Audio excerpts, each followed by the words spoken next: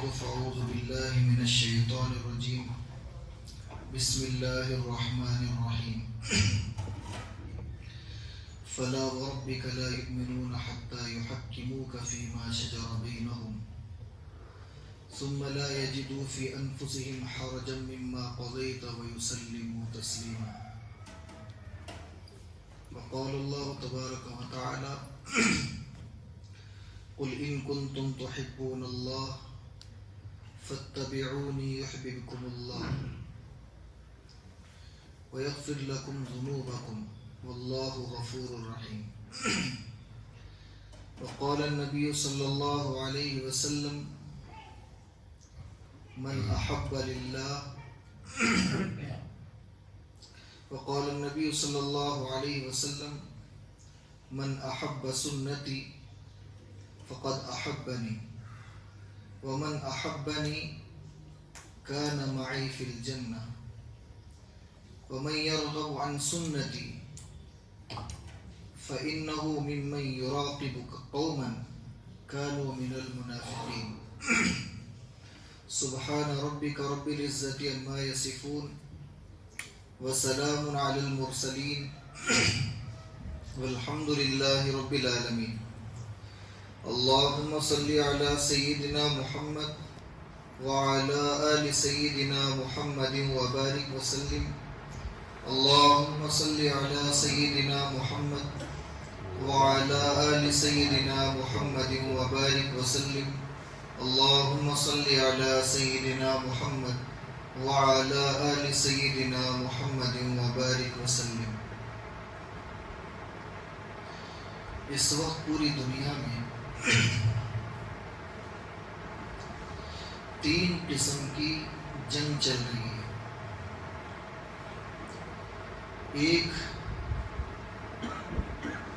مسلمانوں کو براہ راست کافر بنانے کی کوشش ہو رہی ہے.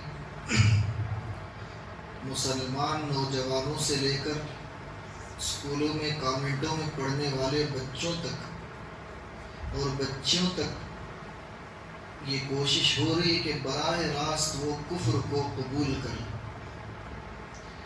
اس کے لیے سوشل میڈیا سے لے کر اسکول اور کالجز اور بہت سے ایسے گروپس بہت ساری چیزیں استعمال ہو رہی ہیں. اور ایک طرف جنگ چل رہی ہے کہ پورے طور سے کافر تو نہیں لیکن نام مسلمان کا باقی رہے, کچھ شکل و صورت بھی باقی رہ جائے لیکن دین بیزاری انسان کے اندر آ جائے. اللہ اور اللہ کے نبی علیہ الصلوۃ والسلام کے احکامات پر فنا ہونے کا مزاج ختم ہو جائے, اللہ کا عشق ختم ہو جائے اور اللہ کے نبی علیہ الصلوۃ والسلام کی چاہت ختم ہو جائے, اس کی کوشش ہو رہی ہے. اور ایک طرف اللہ کی طرف بلانے والے کھڑے ہو کر چلتے پھرتے خانقاہوں سے, مدرسوں سے, مراکز سے, مدارس سے, دین کے دیگر ملی خدمات کے ذریعے سے کھینچنے کی کوشش کر رہے ہیں. تو گویا کہ پوری امت کے اندر تین طرح کی کشمکش ہو رہی ہے. ڈائریکٹ کفر کی دعوت آج براہ راست دی جا رہی ہے. زبان سے اگر اقرار نہ کرے تو جان لینے کی کوششیں ہو رہی ہیں. اور دوسری طرف ذہن یہ بنایا جا رہا ہے کہ ٹھیک ہے آپ مسلمان کے گھر میں پیدا تو ہو گئے, آپ مسلمان بن کے رہیے, لیکن یہ شدت والا اسلام نہیں چاہیے, سیکولر اسلام چاہیے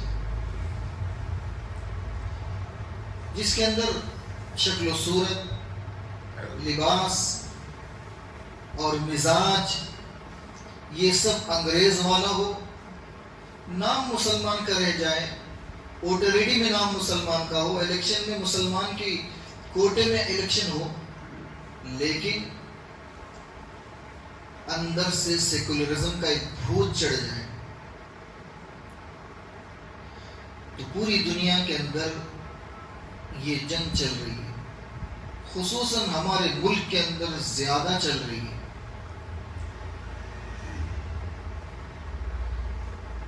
اللہ کے نبی علیہ الصلوۃ والسلام کے پاس ایک قضیہ پہنچا جس میں ایک منافق تھا اور ایک یہودی تھا، دونوں کی آپس میں ایک جنگ ہوئی تھی کہ فلاں تلوار میری ہے، فلاں تلوار میری۔ اللہ کے نبی علیہ السلام نے دلائل قرائن سب غور کر کے آپ نے فیصلہ فرما دیا۔ جو منافق تھا وہ منافق ظاہر نہیں ہوا تھا، وہ ایسا ہی تھا جیسے سیکولر مسلمان بن رہے ہیں اس موقع پر۔ ایک طرف پورا کافر تھا یہودی اور ایک طرف یہ تھا، تو وہ اس امید سے فیصلے کو نبی علیہ السلام کے پاس لے گیا تھا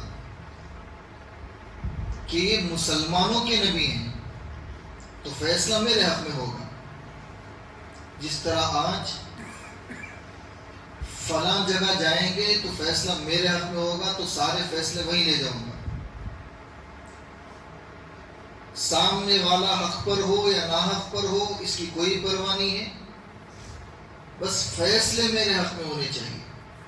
آج جیسے کوششیں ہوتی ہیں نا، یہ مزاج دیکھے کہاں کا ہے۔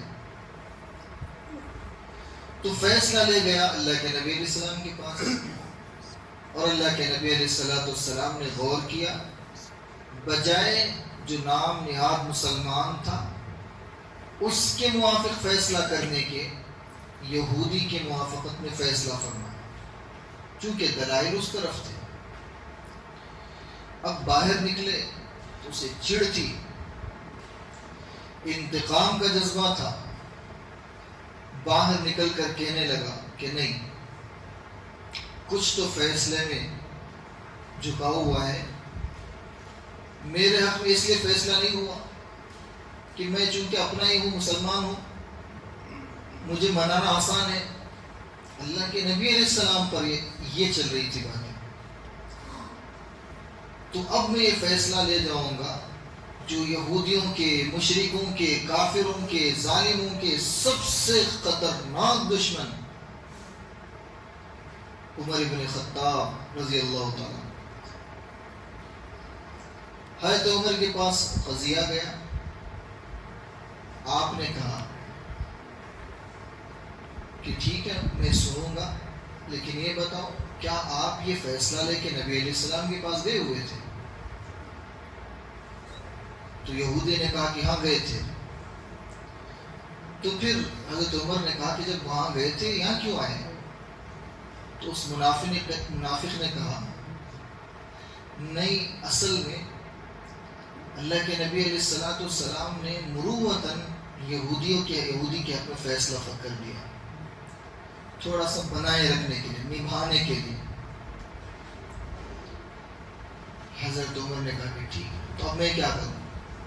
کہا کہ نہیں، فیصلہ آپ کیجیے، میں آپ کا فیصلہ ماننے کے لیے تیار ہوں، تشریف رکھیے ابھی آتا ہوں۔ اندر گئے، تلوار لائے، یہ کہہ کے اس کی گردن کو مارا، جو میرے نبی کا فیصلہ نہیں مانتا عمر کی تلوار یہی فیصلہ کرے گی۔ اب اس فیصلے کے بعد معاملہ گیا اللہ کے نبی علیہ الصلوۃ والسلام کے پاس، کون لے کر گئے؟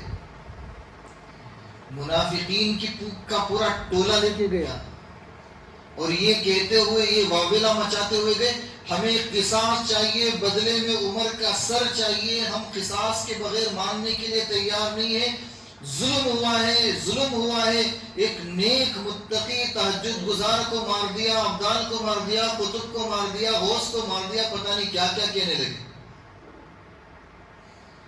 صحابہ بھی دیکھ رہے تھے سارے تماشے۔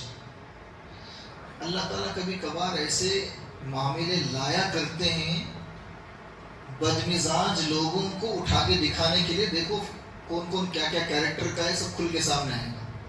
تو پکچر کلیئر کرنا چاہیے تھا نا.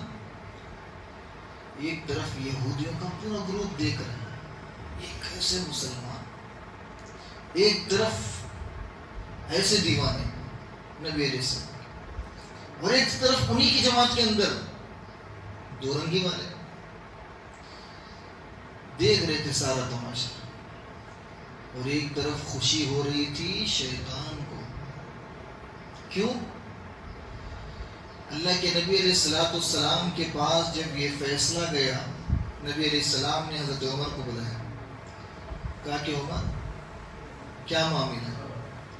حضرت عمر نے کہا کہ ہاں میں نے قتل کیا ہے, اور میں نے مومن کا نہیں منافق کا قتل کیا ہے, اس لیے کہ جو میرے نبی کا فیصلہ نہیں مانتا عمر کی تلوار کا یہی فیصلہ ہوگا. نبی علیہ السلام نے کہا کہ آپ کو پتا ہے کہ اس نے یہ فیصلہ نہیں مانا؟ حضرت عمر نے کہا کہ جی پتا ہے, اس نے آ کے مجھ سے کہا تھا, میں نے بار بار پوچھا تھا کیا وہاں فیصلہ ہو گیا؟ اس نے کہا کہ ہاں ہوا تھا فیصلہ, اور فیصلے کی وجوہات نکال رہا تھا کہ آپ نے مروتاً فیصلہ کر دیا, حق تو میرے حق میں فیصلہ ہونا چاہیے تھا. تو نبی علیہ السلام جب حضرت عمر سے یہ جملے سن لیے تو جو قصاص کے لیے قوم آئی تھی ان سے پوچھا, جو منافقین کا ٹولہ تھا, کہ آپ کے سامنے بات واضح ہو گئی؟ چونکہ نبی کے فیصلے کا انکار کفر تھا. ایمان جو لایا جاتا ہے اللہ پر اور اللہ کے پیغمبر پر, ان دونوں میں سے کسی کی اطاعت میں فرق ہوگا تو کفر ہوگا. تو جو ایمان لانے کے بعد مرتد ہوتا ہے اس کا تو انجام قتل ہے. اب نبی علیہ السلام نے منافقین کی طرف متوجہ ہو کر کہا کہ کیا آپ کو بات سمجھ میں آ گئی؟ تو انہوں نے کہا کہ نہیں, وہ کہیں فیصلے کے لیے گیا ہی نہیں تھا, وہ آپ کے فیصلے کا انکار ہی نہیں کیا تھا. اچھا, تو پھر ان سے پوچھا کیا یہ بات سچ ہے؟ حضرت عمر سے پوچھا. حضرت عمر نے کہا کہ نہیں, اس نے انکار کیا تھا. حضرت عمر سے گواہ پوچھا گیا, آپ اپنا گواہ پیش کیے.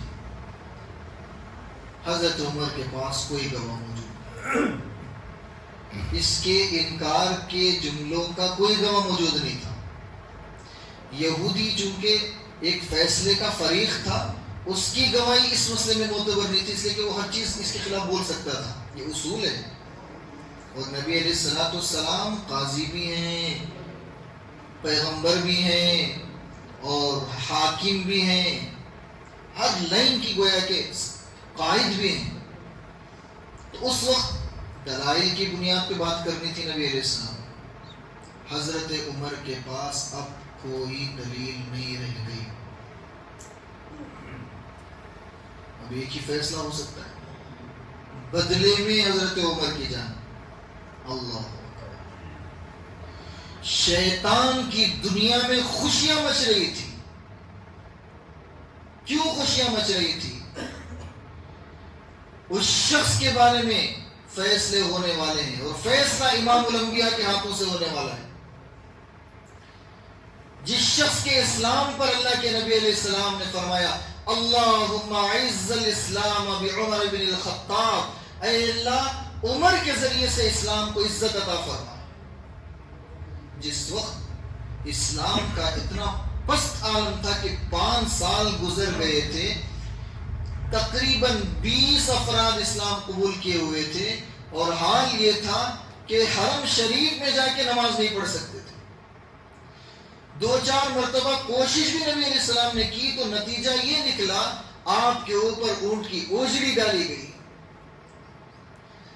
قربانی کے موقع پر ہم میں سے بہت سے نوجوان, ہم نے بھی کیا ہے, اس لیے پوچھ رہا ہوں کہ جب تک یہ بل پاس نہیں ہوئی تھی گھروں میں بڑے جانور کو ذبح کیا جاتا تھا, 3-3 4-4 آدمی لگ جاتے تھے اس کی اوجڑی کو کھینچنے کے لیے. اونٹ اس سے 3-4 گنا بڑا مضبوط ہوتا ہے, اس کی اوجڑی اور بڑی ہوتی ہے. غور کر کے دیکھیں نبی علیہ السلام سجدے میں اور گندی اوجڑی اٹھا کے سر پیٹھ پہ ڈال دی جاتی تھی. حرم میں نماز ممکن نہیں تھی. ہر طرف مظلومیت کا شکار تھے. مال والے صحابہ بھی موجود تھے, اس کا بھی کوئی مسئلہ نہیں تھا, انتظامات ہوتے تھے. حضرت عثمان تھے, حضرت ابو بکر کی 6 ریشم کی دکانیں تھیں, اور مضبوط ذرا سا دفاع کرنے والے صحابہ بھی موجود تھے. حضرت حمزہ موجود تھے جو پہلوان تھے قریش میں. لیکن اسلام کے لیے ایک قوت کی ضرورت تھی, ایک حوصلہ مند شخص کی ضرورت تھی. اللہ نے کیسے انتخاب کیا؟ کچھ بات نکل گئی تو اس بات کو تھوڑا سا تکمیل کر لیں گے. اللہ نے اس قوت کو کیسے مکمل کیا؟ پوری دنیا کے اندر, پوری دنیا کا جو اس وقت کا نقشہ ہے, اس نقشے کو اگر اٹھا کر دیکھیں, عرب ایک ایسا ملک تھا جس ملک میں, مکے میں قریش جو آباد تھے, اس سے نہ تجارت میں کوئی کمپٹیشن کر سکتا تھا اور نہ شجاعت میں کوئی کمپٹیشن کر سکتا تھا. دونوں نعمتیں ان کے اندر تھی. بہادر تھے, دلیر تھے. قریش کو قریش کیوں کہا جاتا ہے؟ ایک شاعر نے لکھا ہے, وہ قریش ہی التی تسکن البحر بها سمیت قریش قریشا تأکل الغث والسمین ولا تترک لذی الجناحین ریشا هكذا في البلاد حي قريش يأكلون البلاد أكلا كموشا ولهم آخر الزمان نبي يكثرون فيهم الخموشا يقتلون فيهم الخموشا.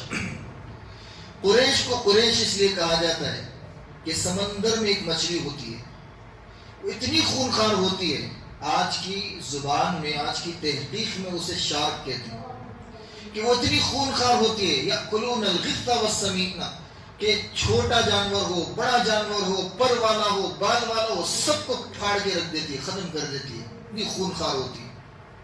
ویل اتنی خونخوار نہیں ہے جتنی خونخوار شارک ہوتی ہے. تو سمندر کی اس مچھلی کو قریش کہا جاتا ہے. وہ جا کے فنا کر دیتی ہے. تو قریش ہاکذا فی البلاد حی قریش, اسی طرح شہر میں قریش ایک ایسا قبیلہ ہے پوری دنیا کے علاقوں میں, مکے میں, کہ وہ جب تجارت میں اگر کمپٹیشن کرنے لگے تو شہر کے شہر کو کھا جائیں گے. تجارت میں جنگ کے معاملے میں آ جائیں تو پھر بڑے بڑے سلطنتوں کو ختم کر دیں گے. یہ ان کے حوصلے ہوتے تھے. اور ان کا توڑ, شاعر نے کہا وَلَهُمْ آخِرُ الزَّمَانِ نَبِيٌّ, آخر زمانے میں اسی میں سے نبی آئیں گے, اور اس نبی کا حال یہ ہوگا ہر ظالم کی کمر توڑ کے رکھ دیں. تو اسی قریش کے ایک میٹنگ قائم ہوئی تھی دار الندوہ میں. تو اس میں اللہ کے نبی علیہ السلام کے نعوذ باللہ سر قلم کرنے کے لیے 100 اونٹ کا انعام دیا گیا. اور پہلے سے جتنے شجاع اور بہادر لوگ تھے پلاننگ کر کے آئے تھے کہ ہماری بہادری یہاں فیل ہو جائے گی, بہت بڑی گھماسان جنگ ہو جائے گی, ہمارے بس کی بات نہیں ہے اتنا بڑا کام کرنا. سب بہادروں کی نظر تھی کہ خطاب کا بیٹا عمر یہ فولادی قوت رکھتا ہے, یہ کر سکتا ہے یہ کام. پہلے سے پلاننگ تھی. تو ابو جہل وغیرہ کھڑے ہو کر بڑے بڑے انعام کی باتیں کرتے تھے اور بار بار چوری سے نظر دیتے, چوری سے نظر دیتے تاکہ خود سے کھڑے ہو جائیں. اور حضرت عمر کا عالم یہ تھا, نبوت کے ابتدائی جو 5 سالہ جب تک کوئی ایمان قبول نہیں کیے تھے, اللہ کے نبی علیہ السلام کبھی کبھار تہجد میں جا کر خانہ کعبہ کے پاس کھڑے ہو کر جب نماز میں تلاوت کرتے تو حضرت عمر وہ ان پڑھ نہیں تھے. عرب کے گنے چنے چند وہ افراد جو احسن الخط اجمل الخط, جن کی خوشخط خوبصورت خوشخط ہوتی تھی, لکھنے والے خوبصورت, بولنے والے خوبصورت, اشعار کی تصحیح کرنے کی صلاحیت ان کے اندر تھی, ان میں سے ایک حضرت عمر تھے. آپ نبی علیہ السلام کے زبان سے چوری چھپے قرآن کی آیت سنا کرتے تھے.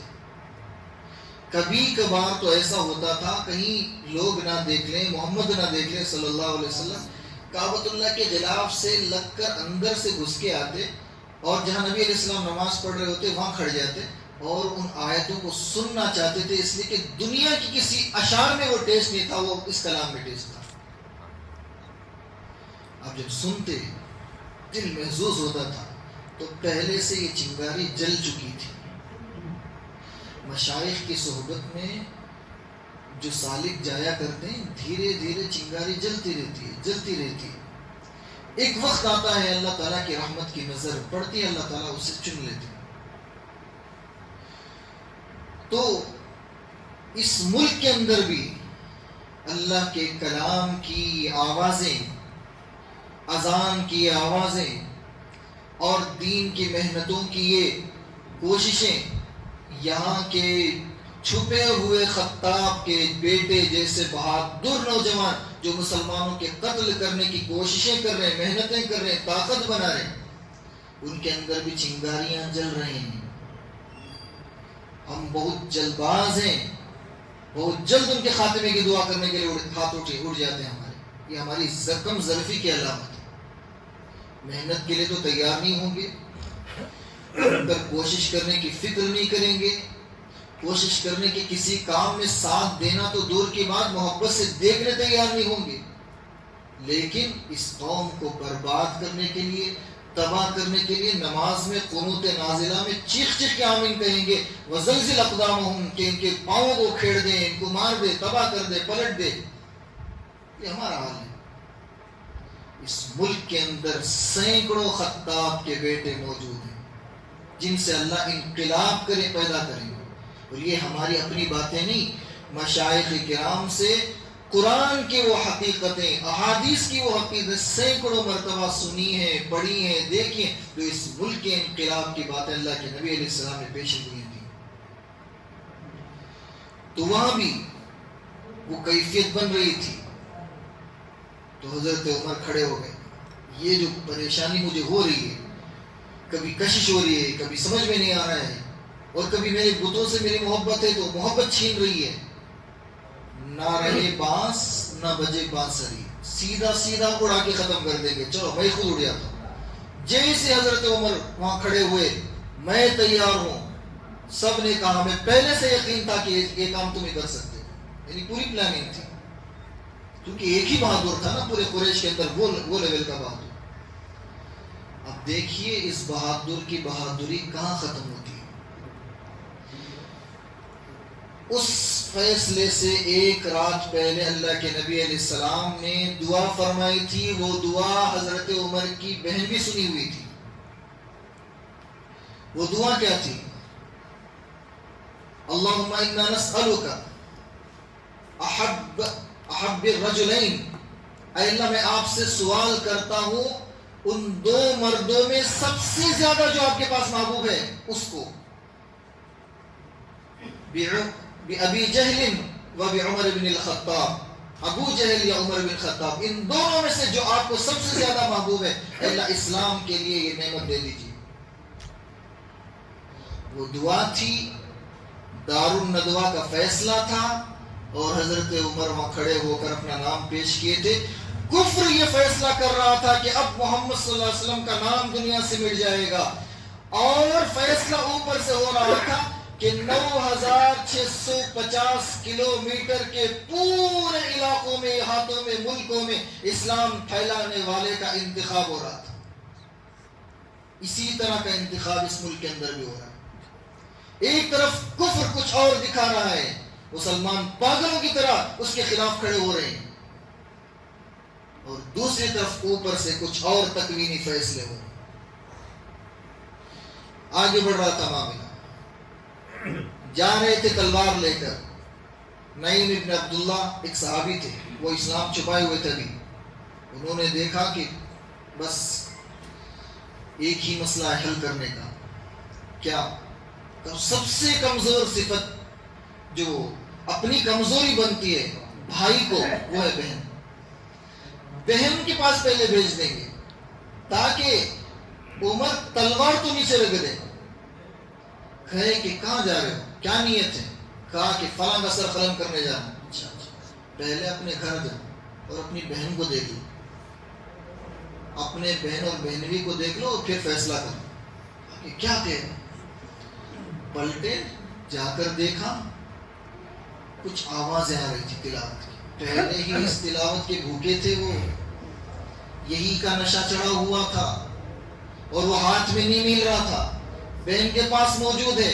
ساری مار پڑی کس لیے؟ اسلام چھڑوانے کے لیے نہیں. وہ تو کیا ہے, وہ تو کیا ہے, کیا پڑھ رہی تھی بتاؤ؟ کیوں؟ نشہ پلا کے گرانا تو سب کو آتا ہے, مزہ تو جب ہے گرتے کو تھام لے ساقی. اس گرتے ہوئے کو نبی علیہ السلام پہلے تھام چکے تھے. تہجد کی وہ تلاوت, وہ نماز, وہ دعائیں, وہ اثر کر رہی تھی انتخاب کے لیے. ہم لوگ بڑے بڑے پلاننگ کرتے ہیں دنیا میں کچھ کام کرنے کے لیے, لیکن ہم آہوزاری کا مزاج بنانے کے لیے تیار نہیں ہوتے. فیصلے یہاں سے ہوتے ہیں, نشہ یہاں سے پلایا جاتا ہے امت کے اندر. تو پھر نکلا کیا نتیجہ؟ خوب مار کے خون سے لہو لہان کر دیے. انہوں نے کہا کہ عمر, جس ماں کا تو دودھ پی, جس ماں کے سینے سے دودھ پیا ہے, میں بھی اسی ماں کے دودھ سے سینے سے دودھ پی ہوں. تو میرے بدن سے خون اور روح نکال سکتا ہے, ایمان نہیں نکال سکتا. حضرت عمر حیران ہو گئے, قریش میں میرا انتخاب ہو رہا ہے, بہادری میری مانی جا رہی ہے اور میں یہاں کمزور پڑ رہا ہوں, یہ کون سی بہادری ہے؟ اس بہادری پر ان کو ایسے حیرت ہوئی. کہا کہ ٹھیک ہے, مجھے یہ تو بتا دو کہ تم کیا پڑھ رہی تھی. لہجہ بھائی کا بہن ہی سمجھ سکتی ہے کہ اب وہ لہجہ نہیں رہا, اب لہجہ بدل چکا ہے. اب کہا کہ ٹھیک ہے, اب میں دیتی ہوں ایک شرط پر, تو ناپاک ہے, پاک ہو جا, پھر میں دینے کے لیے تیار. پاک ہوئے, قرآن کھولا, سورہ طٰہٰ کی آیت تھی, طٰہٰ ما انزلنا علیک القرآن لتشقیٰ. بس 6 آیتیں پڑھنی تھی, دل پہ وہ بجلی گزری جو اللہ کے نبی علیہ السلام کی زبان سے چوری چوری سے چھپتے ہوئے اثر پڑتا تھا. نیت بدل گئی. کہا کہ کہاں رہتے تمہارے پیغمبر؟ کہا کہ دار ارقم. تلوار ایسی تھی ہاتھ میں لے کے, دور سے ساتھ. حضرت عمر کا چلنے کا انداز بھی ایسا تھا تو مشہور تھا. گھروں میں سمجھ سکتے ہیں کہ مائیں بہت اچھا پہچانتی ہیں, فلاں بیٹا ہے, 1000 آدمی انکار کر دے, ماں پہچانتی یہ ہے. کیوں؟ اس کا چلنے کا انداز ایسا ہے. ایسے ہی دبدبے والا انداز ہوتا ہے, وہ دادا گیری والا, روبداری والا وہ انداز. جیسی دار ارقم کی کنارے پڑ رہا تھا, اندر سے محسوس ہو گیا کہ عمر آ. اور چونکہ ایک دن پہلے دعا سن چکے تھے نا سب, تو یقین تھا یا تو عمر رہ گیا تو مجھے جائے گا, یا مجھے تو نہیں, عمر ہے. حضرت حمزہ نے اللہ کے نبی علیہ السلام سے کہا کہ میں دیکھ لیتا ہوں. تھوڑا سا دیکھا تو وہاں پہ تلوار ہاتھ میں تھی. حضرت حمزہ نے کہا عمر کا اگر ارادہ برا ہے تو حمزہ کی تلوار سب سے پہلے آگے بڑھی. اللہ کے نبی علیہ السلام نے کہا کہ حمزہ بیٹھ جاؤ, اب آپ کا کام نہیں, اب میرا کام ہے. چونکہ معلوم ہو گیا تھا انتخاب ہو گیا, ہاتھ میں تلوار ہو یا کچھ بھی ہو, دل کی کھڑکی کھل چکی ہے, جو ڈالنا ہے وہاں ڈال دیں. اللہ کے نبی علیہ السلام آگے بڑھے. حضرت عمر سے پوچھا کہ کیا ارادہ ہے؟ کہا کہ محبوب ایمان لانے کا ہے. اللہ کے نبی علیہ السلام نے حضرت عمر کے سینے پہ ہاتھ رکھا اور ایک دعا فرمائی, اللہم اید الاسلام بعمر بن خطاب. اے اللہ ایمان کو قوت عطا فرمائیے عمر بن خطاب کے ذریعے سے. اور پھر اللہ کے نبی علیہ السلام نے جو گلے مل کر سینے کو دبوجا, حضرت جبرائیل نے اللہ کے نبی علیہ السلام کو پہلی وحی کے طور پر دبوجا تھا. ویسے جب نبی علیہ السلام نے حضرت عمر کو دبوجا تو حضرت عمر جو قریش میں سب سے بڑے پہلوان بن کے آئے تھے, حضرت عمر بعد میں کہتے تھے کہ اللہ کے نبی علیہ السلام کچھ اور دیر اگر دباتے تو میں عمر کی پسلیاں ادھر کی ادھر ہو جاتی تھی, ساری پہلوانی وہی ختم ہو گئی تھی. کیوں؟ 40 جنتی مردوں کی قوت ایک پیغمبر کے اندر ہوتی ہے، اور ایک جنتی مرد کی قوت انسانی دنیا میں 100 مضبوط مردوں کے برابر ہوتی ہے۔ 4000 مضبوط مردوں کی قوت نبی علیہ السلام کی۔ جب آپ نے ہلکا سا دبوجا، حضرت عمر کو ایسا لگا کہ دونوں پھسلیاں ملنے والی ہیں، اور پھر جو نور دل میں ڈالنا تھا، جو فیض ڈالنا تھا، ایسا ڈال دیے پوری زندگی حضرت عمر کی اٹھا کے دیکھ لیں، اللہ کے ہاں جو فیصلہ ہونے والا رہتا ہے سب سے پہلے نوٹیفیکیشن حضرت عمر کے قلب میں آتا ہے، یہاں سے قلب میں آتا ہے، یہاں یہ اصرار کرتے ہیں، آیت بن کے اللہ نازل فرماتا ہے۔ ایسا دل جڑ گیا تھا اس پیغمبر کے ڈالے ہوئے فیوز و برکات کے نتیجے میں۔ منافقین، چونکہ منافقین سے جڑی ہوئی کچھ باتیں تھیں وہ پوری کرنی ہے۔ منافق کے سردار کا جنازہ ہے، اللہ کے نبی علیہ السلام اس وقت تک چونکہ صاف آیت نہیں آئی تھی منافق کی جنازے کی نماز نہیں پڑھنے کے سلسلے میں، ایک آیت آئی تھی جس کا مفہوم یہ استغفر لهم او لا تستغفر لهم ان تستغفر لهم 70 مرہ فلن یغفر اللہ لهم۔ آپ منافق کے لیے ایک بار مغفرت چاہیں یا 70 بار مغفرت چاہیں، اللہ مغفرت نہیں کریں گے۔ نبی علیہ السلام اس آیت کے بعد بھی منافق کا جنازے کی نماز پڑھانے کے لیے آگے بڑھے۔ اس کی وجہ کیا تھی؟ سلام و رحمت تھے اللہ کے نبی علیہ السلام، نیت یہ کی تھی کہ اللہ نے لفظ 70 کا استعمال کیا ہے، ممکن ہے کہ محبوب کا ایک حبیب 70 کی جگہ 71 مرتبہ اگر استغفار کر لے تو اللہ قبول کر کے اس کی مغفرت کر دیں گے، اس کا بیڑا پار ہو جائے گا۔ اور ایک طرف سینے میں یہ جو فیض پہنچا تھا، اس فیض کے نتیجے میں جو اللہ کی منشا تھی وہ یہاں کھٹک رہی تھی۔ حضرت عمر نبی علیہ السلام کو پکڑ کے ہلانے لگے، کھینچنے لگے، نماز تو ہو گئی، قرآن کی آیت نازل ہو گئی فَلَا تُصَلِّ عَلَىٰ أَحَدٍ مِّنْهُمْ مَاتَ أَبَدًا، کہ اس کے بعد ہمیشہ منافق کی جنازے کی نماز نہیں پڑھائی جائے گی، طے ہو گئے۔ تو میرے دوستوں، ایسے عمر کے قتل کا فیصلہ ہو رہا تھا، اور کس کے ہاتھوں؟ نبی علیہ السلام کے ہاتھوں۔ بات یہیں سے چل رہی تھی تو پھر میں لوٹ کے واپس آؤں۔ تو پورا شیطان کا ٹولہ خوشی منا رہا تھا، اب تو جانے والا معاملہ، منافقین خوش ہو رہے تھے، سب ختم ہونے والا ہے، ساری شوکت طاقت ختم ہونے والی ہے۔ اور ایک طرف چونکہ عدلیہ قائم تھا، جج اور کورٹ کا معاملہ، کورٹ کچہری کا معاملہ چل رہا تھا، تو اس جگہ پر اللہ نے گواہی دی۔ گواہی کیسے دی؟ جس طرح آج کورٹ کچہریوں میں گواہی کا انداز ہوتا ہے کہ حلف نامہ لے کے حلف کیا جاتا ہے، جو کچھ کہوں گا، سچ کے علاوہ کچھ نہیں کہوں گا، میں فلاں کی قسم کھا کے کہہ رہا ہوں۔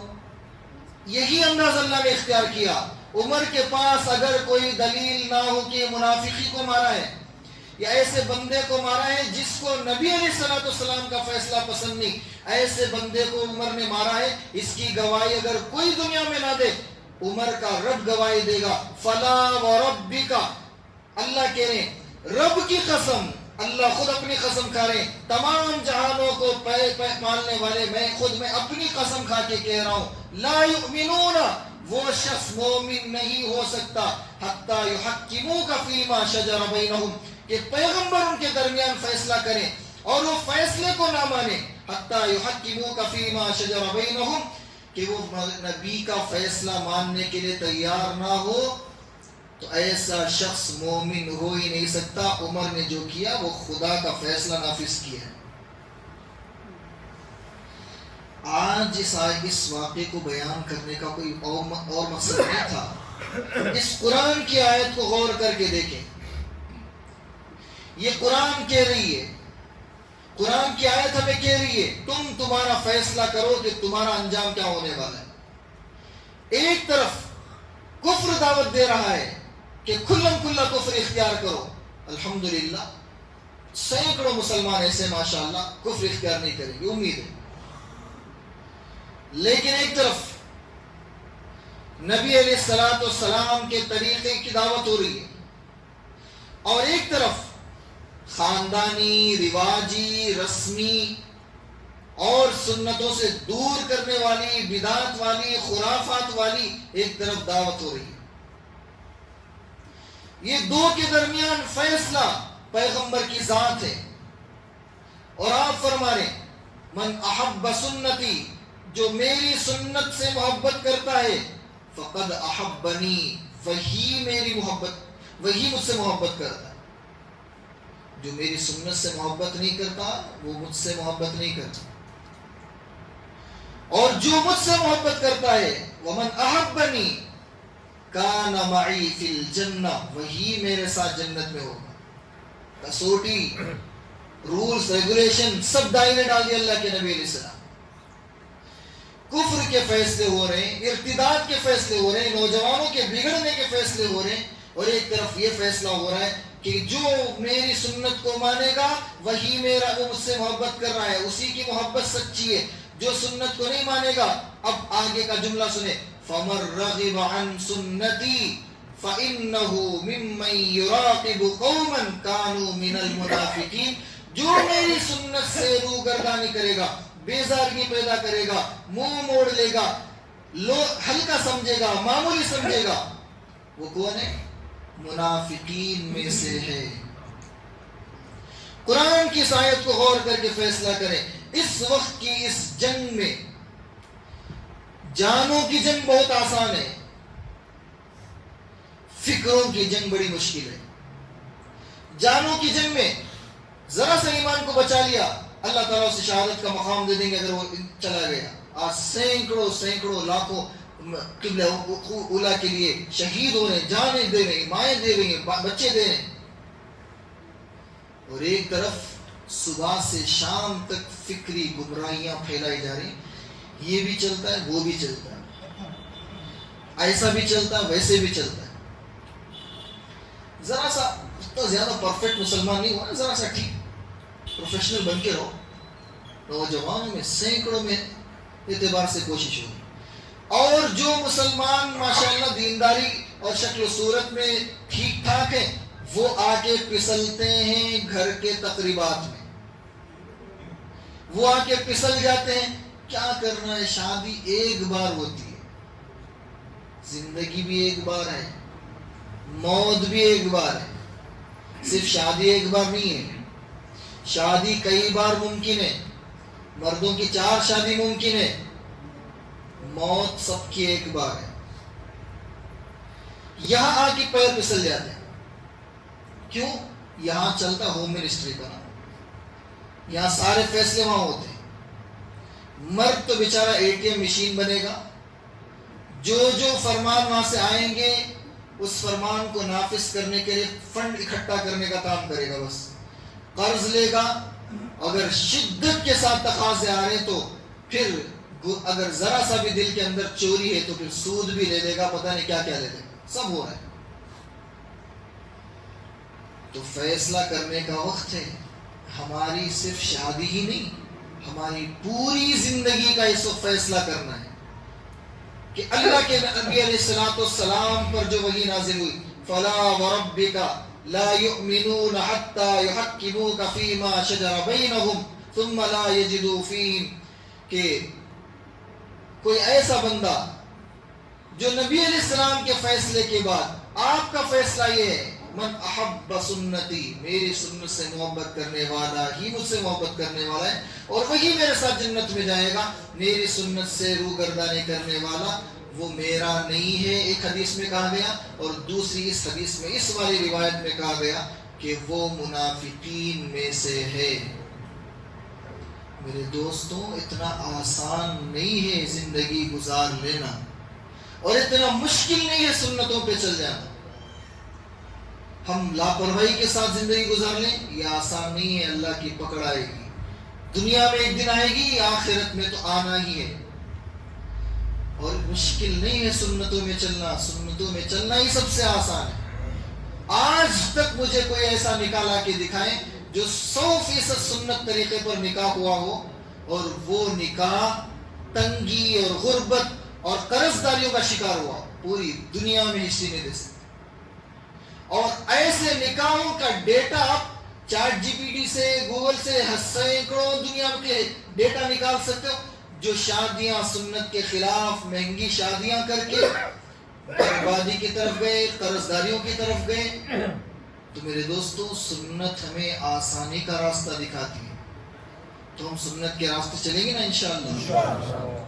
جی اب ہم لوگ انشاءاللہ سب سے پہلے اپنی زندگی کو اللہ کے حوالے کرتے ہوئے جو گناہ ہماری زندگی میں ہو گئے، خصوصاً سنت کو جو معمولی سمجھ کر ہم نے جو زندگی گزار دی، اس کے لیے سب سے پہلے ہم توبہ کریں۔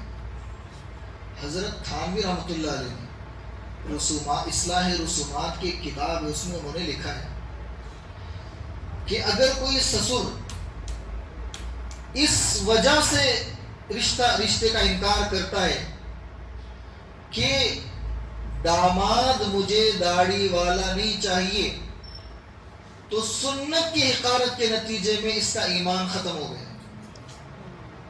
آپ غور کر کے دیکھیں، ہم غور کریں، پوری زندگی میں ہم نے کتنی سنتوں کو معمولی سمجھ کر یا حقارت سمجھ کے شیطان کے بہکاوے میں آ کر رد کر دی۔ آج ہم ان تمام گناہوں کی توبہ کریں گے انشاءاللہ۔ تو سب سے پہلے توبہ کے کلمات پڑھ لیں گے اور پھر انشاءاللہ نکاح مسنونہ عمل میں آئیں گے۔ بسم اللہ الرحمن الرحیم۔ لا الہ الا اللہ محمد رسول اللہ صلی اللہ علیہ وسلم۔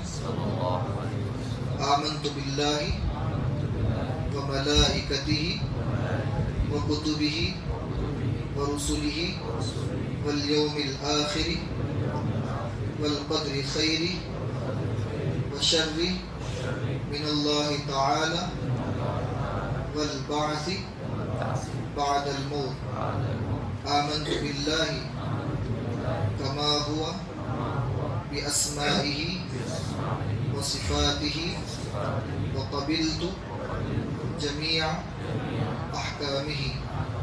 اشہد ان لا الہ الا اللہ واشہد ان محمدا عبدہ ورسولہ۔